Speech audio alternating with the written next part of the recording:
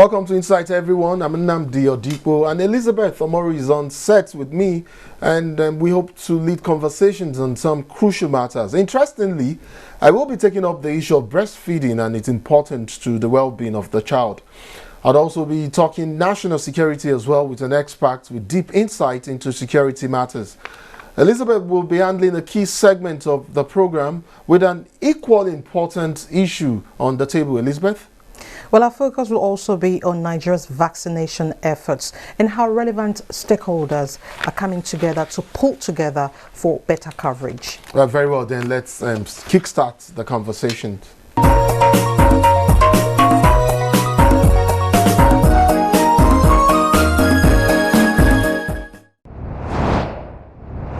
Let's begin with a conversation on this year's World Breastfeeding Week. The month of August marks the start of World Breastfeeding Week. It is an annual 7-day campaign to deepen knowledge within the community to enhance, promote, and protect breastfeeding.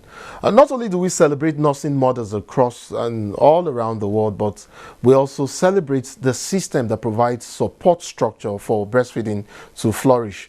Dr. Florence Uchendu is from the Nutrition Society of Nigeria, and she joins me to discuss this very important issue. Welcome to Insight, Dr. Uchendu. Glad you could join us here today. Thank you very much for inviting me to this program. I'm Dr. Florence Uchendu, the Nutrition Society of Nigeria FCT chairperson. Thank you so much for joining us. Thank you. Doc. Over the years, I have come to realize the importance of breastfeeding to the infant, especially exclusive breastfeeding. I know it protects against allergies, sicknesses, obesity, and a host of other diseases. But what is likely to be the case in a situation where a lactating mom thoroughly carries out this responsibility for, say, 3 months and sometimes upward of 6 months, and yet you hear that that child is still having cases of say maybe like ear infections, diarrhea, and infant diabetes. In fact, in some cases, in 1 or 2 cases, I've heard about cancer as well. I know the idea is to curb infant mortality, but is there a model or formula for breastfeeding that consequently makes the most impact on the health and well-being of the infant? Thank you very much for this question. First of all, let's start by saying that the theme of the celebration of this week is Protect Breastfeeding, a Shared Responsibility. And our slogan is Join Hand and Support Exclusive Breastfeeding. So when I say join hand, you respond by support exclusive breastfeeding. Oh, okay. Join hand. Support exclusive breastfeeding. Thank you. Thank you very much. Exclusive breastfeeding, by World Health definition, is when you give a baby is expected to be given only breast milk from the mother's breast from 0 to 6 months of first life, and nothing more. No water, no other liquid. Honestly, if you give your child, you breastfeed your child exclusively for the first 6 months of life, no water, no drink, that child, the prevalence of sickness or infection in that child is almost reduced to 0. The intelligence quotient is very, very high because breast milk contains immunoglobulins that improve the baby's immunity, that child is protected from infection more than when you begin to feed other things like baby formula like water. But it might interest you to know that breast milk has about 88 to 90% water, exactly what the baby needs.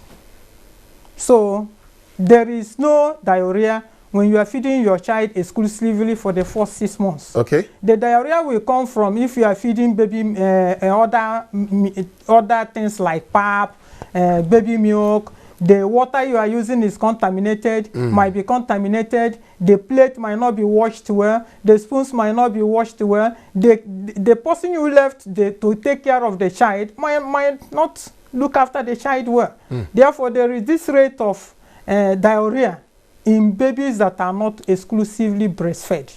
So when it happens and you get a case like that and the lactating mom, the nursing mother, is insisting that she's practicing exclusive breastfeeding, you are suspicious that that may not be true. Yes.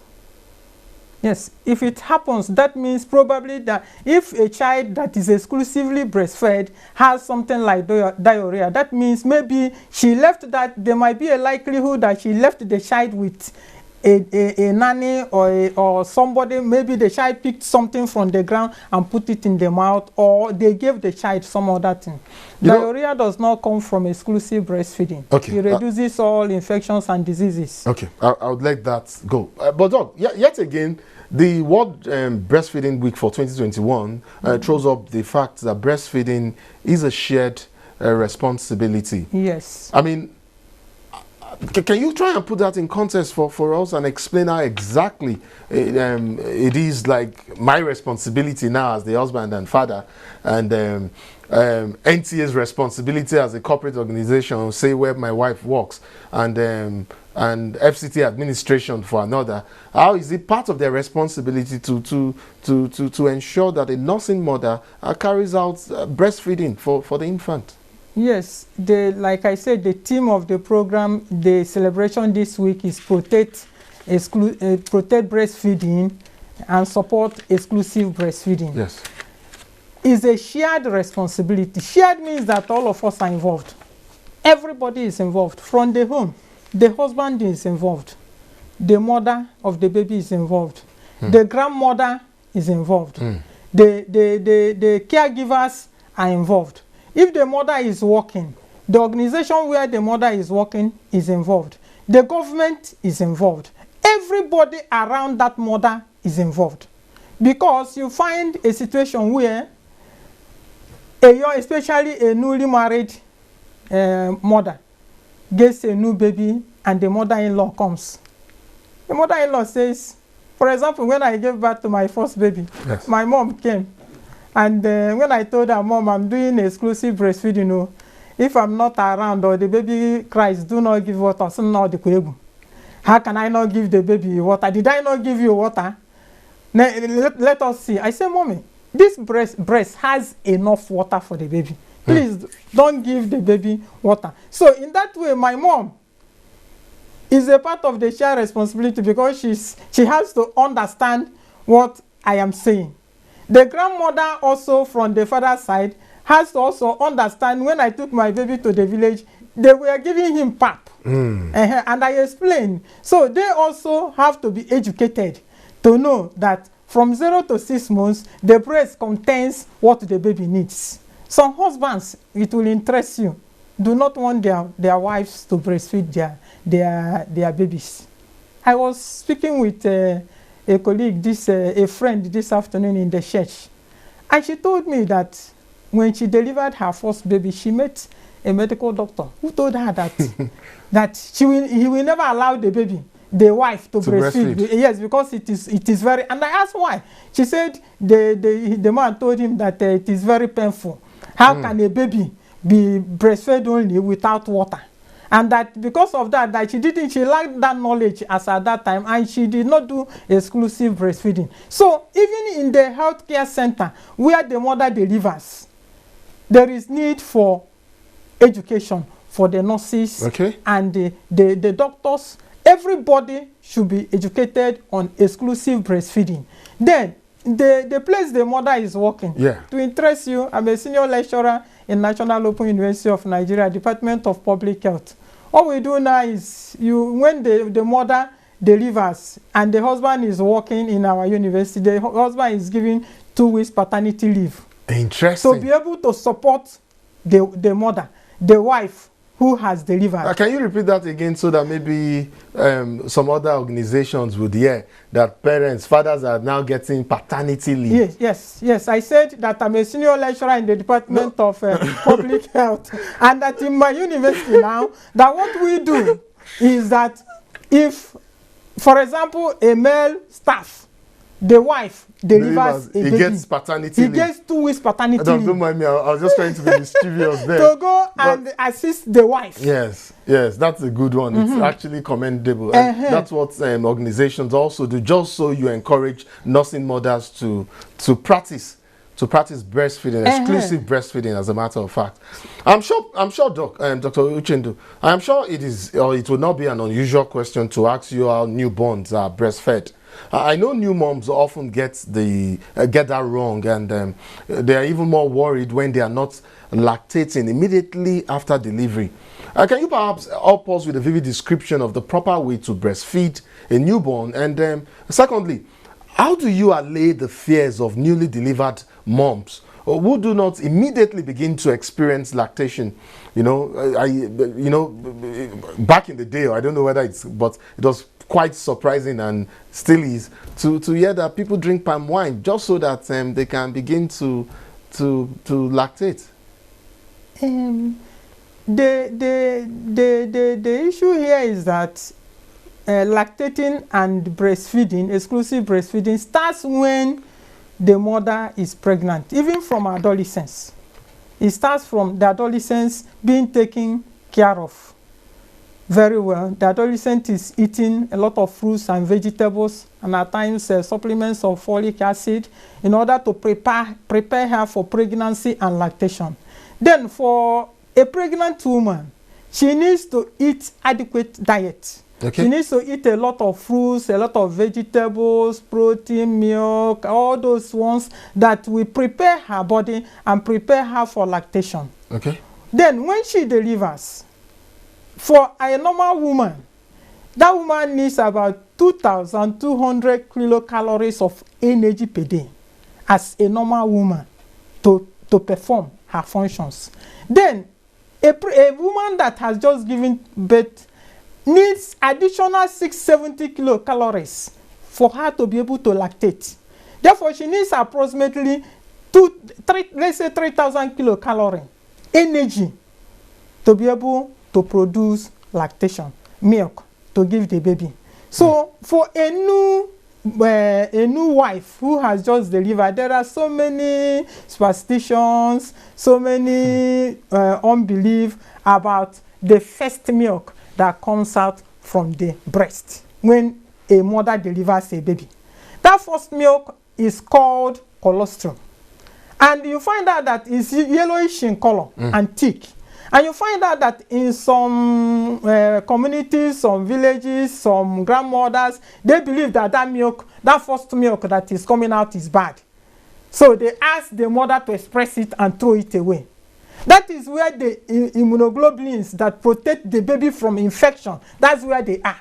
And it's produced for the first few days of delivery. And that is why the mother is advised to put the baby to breast milk the first 1 hour of delivery, so that the baby can take that immunoglobulin that will protect the baby from all infections. The baby also gains the mother's immunity from the breast milk. So my advice to a new wife who has just delivered is that it's a pleasure giving your child your breast. And you initiate the breast immediately. If you are healthy and you don't have any reason why you should not breastfeed, within 1 hour you deliver your baby, you should initiate your baby to breastfeed. Because the production of milk has 2 things that are released. And if the baby does not suck the breast, it cannot be released. It is by sucking the breast. The more the baby sucks your breast, the more it starts flowing. And you know that there are things a mother is to be eating. A mother that just delivered will not just come out of the labor ward. You bring eba and apple and fufu and come and drop in front of her and tell her to start eating. No, there are foods that are expected the mother to eat for the breast also to flow while the baby is sucking. She needs to eat hot pap with a lot of milk. And these are affordable for just about any brackets of the economic ladder. Yes. You know, these are fruits are affordable for whether you're rich. You don't have to be rich to get fruits in the market. You don't have to be rich to have pap on the table for a nursing mother. Am I right? Yes, it's available in the market and it's cheap. She needs to take tea and hot tea. The hot food she takes, some can take a pounded yam with pepper soup.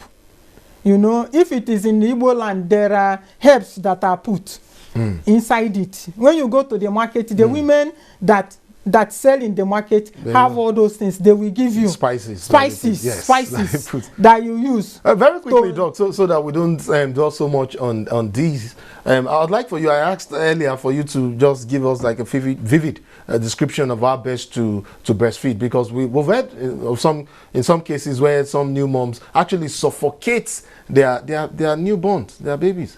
No. The right way is that the head of the baby laps on your arm, facing the breast, and you support the breast. You find that some mothers have heavy breast and they leave it to drop on the baby's mouth, which is wrong. You pull your baby so that the mouth of the baby will cover what we call the areola. That the dark portion, the mouth of the baby is supposed to cover it. Cover that, and you support your baby, and this hand is here. Okay. And the baby relaxes, and as the baby is sucking, the baby is looking at your face. That's why the baby recognizes the mother first before any other person in the family.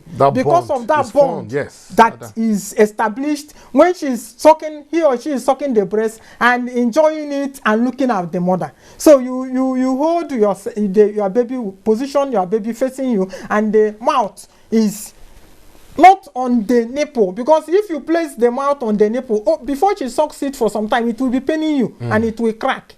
That mouth has to come above the dark part of your breast so that the baby can suck and get enough milk. Doc, earlier on you referenced how incidentally certain members of the family can constitute constraints to exclusive breastfeeding. But I want to ask you something. Is it possible that that breastfeeding practices and experiences can also be context bound and culture dependent? I mean, can the experiences of nursing mother vary within their social cultural context or perhaps even their economic status? Yes. Breastfeeding can be affected. Exclusive breastfeeding can be affected by culture. It depends on what the culture believes and what they don't believe. Like I have talked about the first part of the milk that comes out. Yes. There are cultures that believe that it is dirty, that it is bad. So they express it out. It also depends on the belief of the mother. There are mothers that believe if I give my baby breast milk, my breast will fall. And they want to keep their breast standing. But I do know that if you deny your baby the breast milk because you want it to be standing, you have done that baby the most injustice you can do the baby in life. So there are so many factors, even economic status.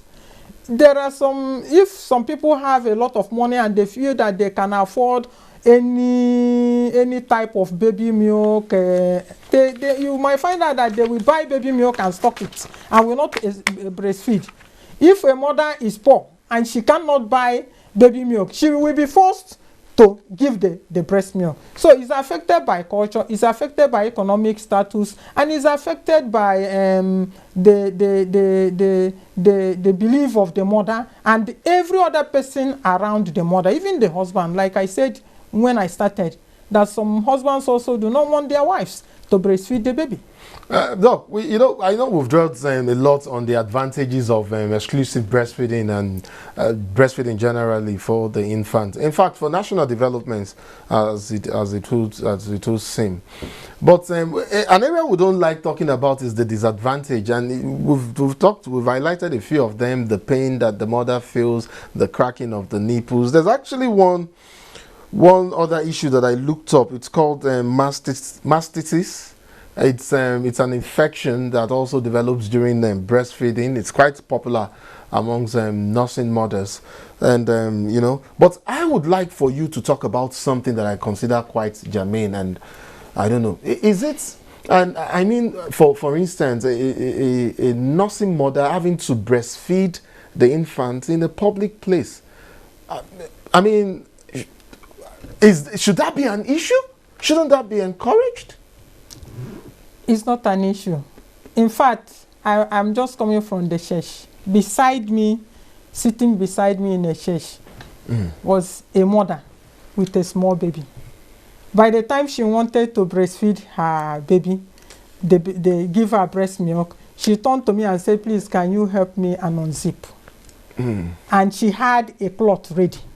So the moment I helped her and unzipped, I placed the cloth at her back. Okay. And she started breastfeeding her baby. That is number one. Number two is that when you are breastfeeding your baby, there are types of cloth you will sew. It is not the normal cloth you used to wear. You can sew a cloth that from here, there is a zip. Okay. This side, there is a zip. So as you are carrying your baby, all you do is you zip it up to here and you start breastfeeding your baby. Again, there are breastfeeding bra that is different from the normal bra. That one has a button because I used to have it. So once you zip this thing like this, you open the button. All it exposes is just the area for the baby to suck. So you can do it neatly without anybody knowing even what you are doing. So we cannot deny our babies breast milk because we are in the public, but we prepare ourselves knowing that we will like to do that in the public, because it is advised that you feed your baby at demand. Once the baby is looking for it, you give it to the baby, or else it will be disturbing in the church, it will be disturbing everybody. Alternatively, you can step out of the church or wherever you are to another lonely place and take a chair and sit down. You breastfeed your baby very well and you come back and sit down on your chair. Doc, I want to thank you so much. There's absolutely no doubt that breastfeeding is actually cost effective, because I know breast milk is free and the baby formula is quite expensive. Yes. Yes, and there's even the experts have said that if you breastfeed, exclusive breastfeeding now for a child for upwards of 6 months, there's a tendency that we could, as a country, save over 100,000. As in, we could avoid, I beg your pardon, over 100,000 deaths in a year. But we could save about 820,000 children on death. That is fantastic. Yes. So I mean, this is a campaign that we should breast put out milk there. is very economical. Yes. You are just carrying it. Yes. Have you seen women that bottle feed? They will carry one big bag, carry hot water, carry cold water, carry 3 tins of milk, and be moving, looking for somebody to follow them that will get it. But this one, you just put your baby at the back and you are off you go. It's very economical. Thank you so much. You use the other money to feed yourself so that you can be eating well in order to lactate, produce the milk, and you look after the family with the money. I want to thank you so much, Dr. Florence Uchendu from the Nutrition Society of Nigeria, for coming on Insight today. Thank you so much indeed for explaining these issues to us. Thank you very much for inviting me. Elizabeth Amoru is up next. She has a health-related issue, and so she would be bringing that our way. The Nigeria Center for Disease Control recently detected a confirmed case with a SARS-CoV-2 Delta variant. The variant was detected in a traveler to Nigeria following the routine travel test required of all international travelers and genomic sequencing at the NCDC National Reference Laboratory in Abuja. The Delta variant is recognized by the World Health Organization as a variant of concern, given its increased transmissibility. The variant has been detected in over 90 countries and is expected to spread to more countries. How do we stop the spread? Through telemedicine, sequencing data, and herbal products. Lorna Johnson, a medical practitioner and co-founder CRIP-MD, who joins us via Zoom, will share her thoughts on her focus and profess possible ways to stop the spread of the virus. Ms. Johnson, thank you so much for joining us on Insight. Oh, thank you for having me. Glad to be here. Now let's start with efforts made by nations to fight COVID-19. Considering the emergence of a new variant, have these efforts been responsive? I think they are doing the best they can. I think the G7, the WHO, and others that are involved in fighting this variant is doing all the diligence that they need to do to try to stop it. But we can still do our part. Each of us is responsible. The world is joined together. So we are not separated.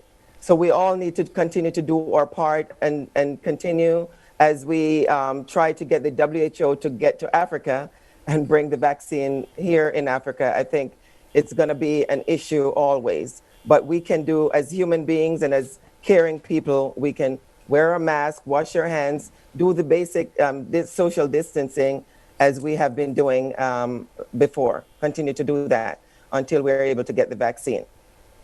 Okay, there's a high level of skepticism regarding vaccination in Africa. How can we check inequality in distribution with the provision of vaccines by Johnson & Johnson and others? Wow. You know, there's skepticism and there is, of course, social media is not helping. But I think what we're doing here today with you having me here on your program to help to educate and inform others, that's what we have to continue to do. Understanding that there is skepticism, but if you look at what's going on around the world, people are truly dying of these, of not having a vaccination. People are dying. So we have to look at these things and know that it's real and do our part. If the vaccination is available to you, go ahead and get the shots. It is working. Of course, in America, where I'm from, most of the people that are dying are people of color, like you and I. And so because of the same skepticism. So the fact that white people are taking it, it should be an incentive to let us know that truly it is not just for them, it's for us too, and we need to take the shot and move on with our lives so that we all can get on with our lives. Because whatever affects you affects me. If I get it and you don't, then, you know, this is how the virulent, the new Delta is now starting, because not enough people are getting the vaccination. And so it continued to spread, and the more it spread, it started mutating. And as it mutates, you have these new variants that do come in and then give us another problem that we're going to have to deal with. All right, just for the records, only about 1.4 million Nigerians have been vaccinated, which represents less than 1% of the population, and that's using Nigeria as a case study. Now, what is CRIBMD doing to improve vaccination coverage in Nigeria and other African countries? Well, of course, we are here and we have a platform that has about 5,000 doctors. We have about a total of about 75,000 doctors that are in Nigeria, throughout the country of Nigeria. And we are working with other agencies to see what we can do to offer our support, because we believe that we have a platform that can help to manage and distribute the vaccination. But before we do that, we have to get the vaccination here. And that's where the WHO and the G7 is coming in. And I think most of the African nations has joined a group called, I think, the COVAX group, and they're responsible for distributing the vaccine, the medication to the African countries. And I think they're working very hard on it right now. And I think, from my understanding, in a couple of weeks, we should start seeing some more vaccine in the African country, of which I hope, you know, Nigeria will be, you know, one of the countries. How would you assess the level of acceptance regarding vaccination in Africa? In the most of the communities that we're dealing with, which is about 30 million of the 200 million people that you have here in Nigeria, there's about 30 million that are, you know, middle class, working, and can afford CRIBMD. And so we are targeting some of those people. And with our social responsibility that we have, we also target the bottom of the pyramid. So we are reaching out through the churches to get to those people that can afford, say, CRIBMD on the lower totem pole, the lower end of the pyramid, if I may say, that can afford it. We're trying to reach out to them through community leaders to make sure that they have access to the vaccine. Yeah, okay. Really, epidemiologists say diseases will always break unless nations increase surveillance. So what do we do to strengthen surveillance since diseases will always break? Well, I think Nigeria is doing a good job, because I know I came to Nigeria a few weeks ago, and I had to be tested before I come into the country. And once I landed, I also had to be in quarantine for 7 days. Then I have to be tested again. And of course, going back to the US, I had to be tested again. So I think, Nigeria is doing a good job, and I think they should continue to do all these surveillances. They should continue wearing your mask, washing your hands, social distancing, because we cannot afford for the disease to get out of hand in Nigeria or any of the African countries. So I think it is imperative that we educate, and educate, social distancing, wear your mask, wash your hands, and do all the basic things that you are responsible for doing for yourself, and if you not just for yourself, but for your family, and of course, then it goes to the wider community. It is our responsibility. Ms. Johnson, I would like you to enlighten us on the role of diet in all of this, apart from the pharmaceutical protocols we have, guidelines as well. What is the role of diet in fighting COVID-19? Well, as we all know, a healthy body is always going to withstand more of the traumas that we experience in any doing. And so having a healthy diet, eating your fruits and vegetables, drinking a lot of water, make sure, but what about the people who are not able to get all this perfect diet? So we have to make sure, again, it's just basic education of eating well, eating the fruits and vegetables, and helping your neighbors. Make sure if you have more than your neighbor, share with your neighbor. This is a time when communities need to get together and make sure we take care of each other by making sure we're eating well. And the government has a role to play also. The government is responsible for all of its people, and it's the responsibility of the government to make sure that these that we have food, not food deserts. I don't know if you have a lot of food deserts in Nigeria where people don't have access to food, but it's a land of plenty, and I'm sure that people are growing their own food sometimes in their backyard, and hopefully they're able to eat well and not have just all the garbage food, but to eat fruits and vegetables in your diet at all times. I'm a healthcare professional and a nurse midwife myself, and what we do believe in prevention. Prevention, we say, is better than cure. And so doing all of these things, coming to your house, assessing what your needs are before you get sick is one of our strengths and one of the motto of CRIBMD. Ms. Johnson, I would like to ask you, what would your organization be doing to ensure that the vaccines get across to poorer countries in Africa? We're working with organizations outside. I can't name everybody that we're working with at the moment, but we are working behind the scenes with the organization. We'll be communicating at some point with your Minister of Health and see how we can help in the distribution, and also pushing from behind to see how we can help to get the vaccine to Nigeria and to other African countries as soon as they are available. And all the African countries are encouraged to sign up with COVAX. They're partners that has been approved by the World Health Organization.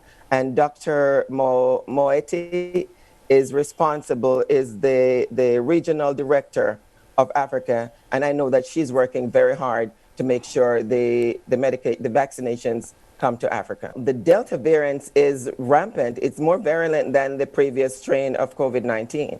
And so if you are not vaccinated yet, you really should be taking the precautions if you don't have access to the medication, because it's deadlier, it's spreading faster, and so I think all countries right now are just up in arms. I mean, my country, the United States, they just came up with more restrictions of people entering the country.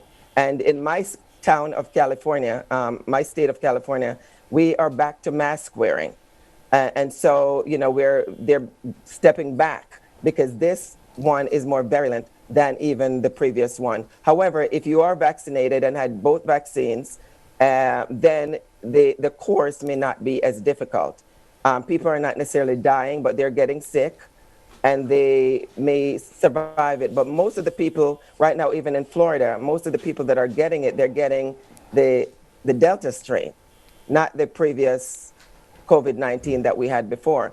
And so that is a big problem. So it tells us that the vaccine is working. And so that is it should be an incentive to others right now to get the vaccine if it's available to you. And for countries that may have the vaccine and are not distributing the vaccine, I would encourage them to distribute the vaccine. Do not hold on to them for later. Use up the vaccines that you have, and let's fight and make sure that we can get more vaccine into your hand and not to keep those until they expire. I think it was one of the African countries, it was DRC, I think, that the vaccine, over almost 1 million vaccine, I understand, were expired. And that could have been sent to another African nation and saved a lot of lives. So those who have the responsibility of distributing the vaccine, please make sure that the vaccines are distributed. And of course, there was something in the news not too long ago about vaccine being watered down. So we will make sure that the medicine that you get is authentic and it is the real thing. And I know that's a problem for some countries that are saying that the vaccine that they're getting is watered down or is not real. We will make sure that what you're getting is the real deal, because we want to make sure that the medication that we're dispensing to our patients are the real deal. I understand that when it comes to vaccination, storage is an important factor to put into consideration. So how do we put a check on expired vaccines? Africa is 1.37 billion people. Nigeria alone has 200 million. So I don't think you should have a problem with storage of vaccine, because you won't have time to store them. As soon as they come in, we should have a plan, and we should distribute the vaccines as soon as they come in. So hopefully storage is not going to be a problem, because it's going to be very short term. Very short term. All right, Ms. Lorna Johnson, co-founder, CRIP MD, thank you so much for sharing your thoughts with us on Insight. Well, thank you for having me. Just before we wrap up this episode, let's quickly talk some security now and how best to win the war against insurgency, kidnappers and other criminal elements across the country. Let me bring in Professor Adams Okene Ahmed, Director in the Directorate of Linkages and Collaboration, Nigerian Defense Academy, Kaduna. Welcome to the program, Prof. My pleasure. Well, Prof, I know you and I have talked about this issue sometime in the past, but let me quickly bring it up. Nigeria's major response to the insurgency since 2010 has been the deployment of its joint task force, that is the JTF, consisting of the Army, Air Force, the Navy, state security services, and of course there's also the police, under a unified command structure. Apparently, an unconventional war requires a blend of conventional attack and unconventional strategies as well. Give me an outline of how that can happen, while also attempting to repress the ideological base of the insurgency. Thank you very much, and we're happy to be here. The issue of security, as you rightly know, is a very challenging one globally, but Nigeria has its own serious dimension to it, and it's been extremely very excruciating. I agree to a very large extent that the reaction of the government and Nigerian people to the insurgency and the terrorism that is happening, especially of the Northeast branch, the Boko Haram, ISWAP and others, has been a military, military operation, try to nip it in the bud. Yeah, if that could solve the problem, we should have seen the end of the crisis. But we are still there. There have been a lot of successes. But then I also agree that it is time now to look at the other side and see other alternative measures that can be used to bring the insecurity, especially the armed banditry, the Boko Haram, that's terrorism and others, to an end. I believe strongly, we should be able to explore. But let me be very quick to say that, it's true that we have been using the military operation. It has been fight, and so on. But under the ground, there has been also been some non-kinetic exposition.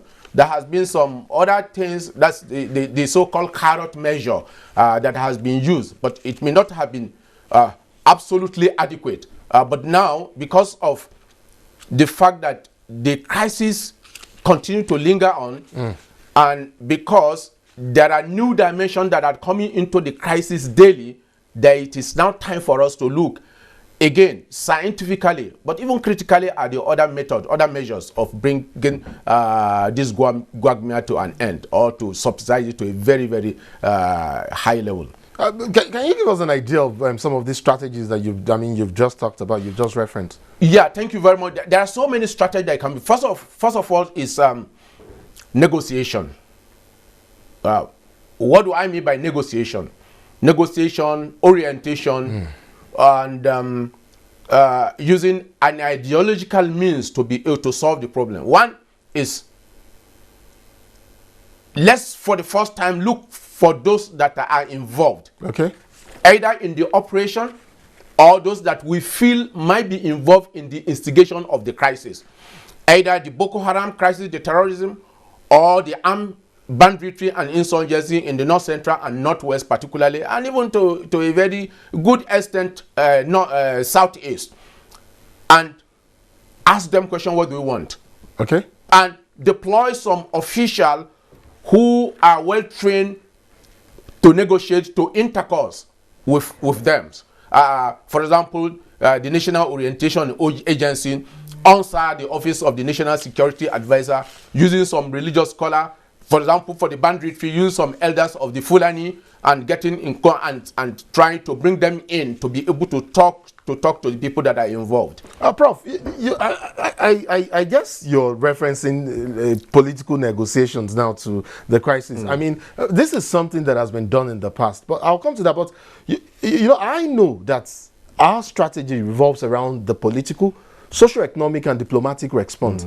But if these political negotiations, which never succeeded in the past, because I recall that the rather unreasonable demands in 2011 and 2012 from the insurgents to the then administration of President Goodluck Ebele Jonathan. Can we now perhaps apply the tactic deployed in, say, a country like Colombia, where they had a philosophy of holding people accountable down to the lowest level?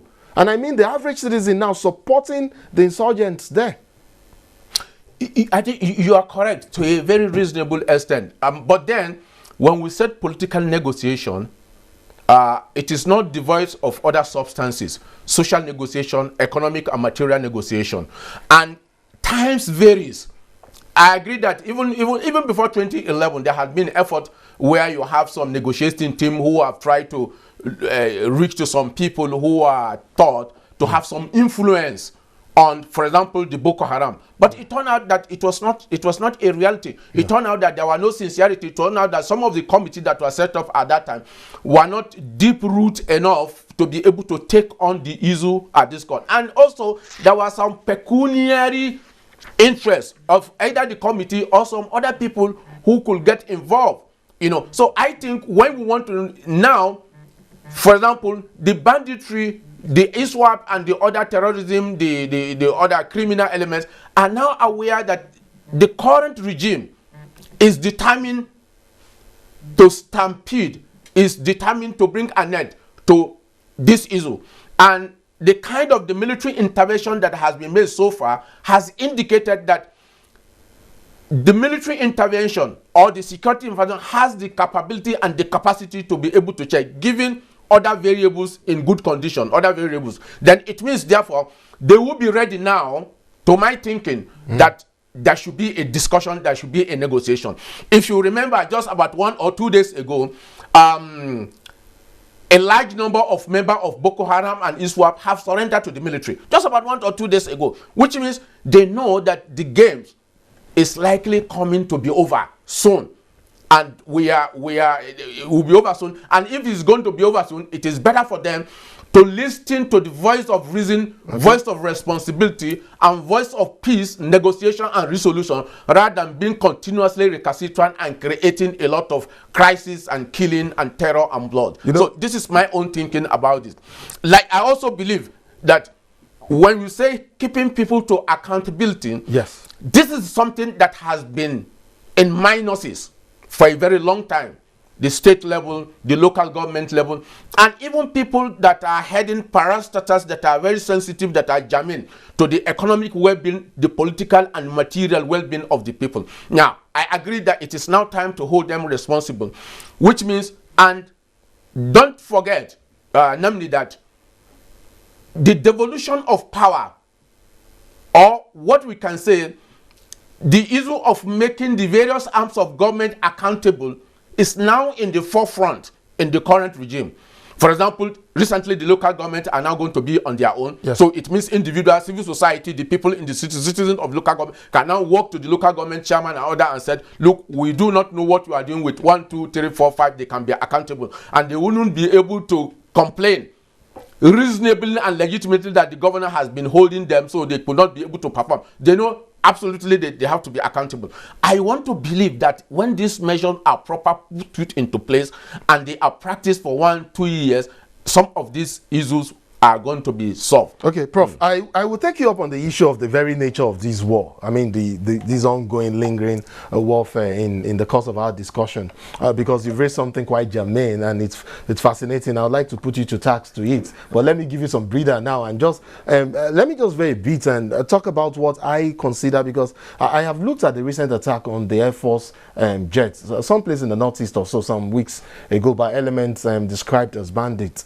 It does seem to me, it makes me suspect that there's now a convergence of some sort of operations by non-state actors in the northeast and some other parts of the country. Is this common when we have a lingering asymmetric warfare lasting as long as the one that has lasted here in Nigeria? And doesn't that compound our campaign to successfully end the insurgency here? Yeah, you are very correct. When crises linger on, people find means of circumventing the rules, and people find means of staying on the crisis. And now when you say convergence of crises, or those that are involved in criminality between, yes, or something, yes, we have to look at some of the causative factors of even the insurgency themselves, terrorism, armed banditry, and some other criminality that we have, especially in the northeast, in the northwest, and north central. Globalization is very key. Climate change is very key, and the fact that Nigeria is considered as one of the most endowed, and if not the most endowed resource-wise in the sub-region, and even in Africa. So, I mean, if just take a look at West African subcontinent, which countries can measure Nigeria in terms of resources? So the very fact that you have human resources, but you also have material resources, mineral resources, is enough to invite people and to Nigeria. That is one. And two, do also not forget that the crisis that has been lingering on in the Sudan, Darfur, Mali, and North Africa, the so-called Arab Spring, all have their own consequences, and they have also pushed people to be moving down. And so these are all, and these are all factors that have pushed people down to Nigeria. And Nigeria is also very vast. You need to travel out of Nigeria to some of the neighboring countries, then you appreciate the fact that Nigeria is well endowed. And when the people are well endowed and people think that it is very easy for them to enter, the tendency is that there is what you will get, what we now call as this convergence. I agree. Now you now have, if you remember, there has been a lot of talk that if care is not taken, there has going to be dimension to the Boko Haram terrorism in the northeast. For example, I presented my inaugural lecture on terrorism, Boko Haram, and using a security study as a means of studying the crisis. Then, that was 2018. I have also said that if you are not careful, some of these crises are going to come to North Central and Northwest. And that the terrorist element might find means of coming down. And that's exactly what we are in today now. Exactly. They are playing out. And it's very unfortunate, but that's the situation in which you are.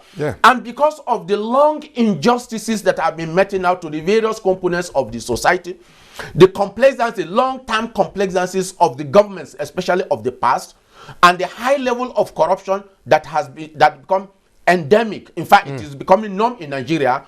All these are factors that are enough to bring in people into this environment. So when we talk causative factors now, we're looking at an amalgam of various factors all coming together to drive this crisis and prolong this warfare. Absolutely. But Prof, I am curious about something that you raised earlier, and I said we'll talk about it when we'll talk about the very nature of this war. And I am curious, and I have been for a bit, especially when the whole issue of repentant Boko Haram members, began, and you just referenced that a couple of minutes ago. The thing is, I know a bit, not so much, on the concept of the just war theory that confers war rights between opposing combatants in a conventional war. But do these war rights apply in the conduct of asymmetric warfare? Should we confer war rights on fighters, for non-state groups, when they are engaged in violence that has risen to the level of armed conflict? Yeah. This has been a very serious issue of recent. It has been a factor of discourse in the Nigeria. It has always been a factor of discourse all over the world. Now, if you look at the global scene, the security global scene, the theory remains. But the very fact that people join certain criminality because there are indices, there are factors that induce them into it.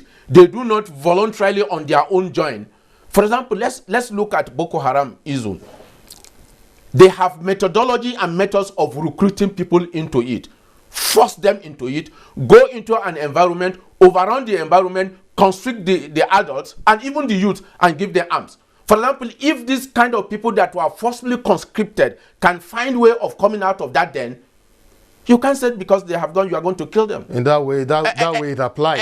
Exactly. Advanced economy, like for example, the United States of America has been involved in such a thing in his various world all over the place, has been bringing people and has been forgiving them, has been rehabilitating them and so on. So if Nigeria also do that to people that have been properly profiled and their reason of joining the war is known and they are known that they cannot continue to constitute some havoc to the society, absolutely is wrong, because don't forget that these people are also citizens. They are victims of some circumstances, unfortunately, albeit dysfunctional and criminal circumstances. So if you have a way of bringing in them, rehabilitating them and putting them into the proper system where they can be useful to the national development, so it be. Prof, we're totally out of time, but I will not let you go before you just very briefly give me an answer to this. And I'm talking about the likely implications of French troops leaving the Sahel region. Countries, they're leaving quite soon. Countries like Burkina Faso, Mali, Niger,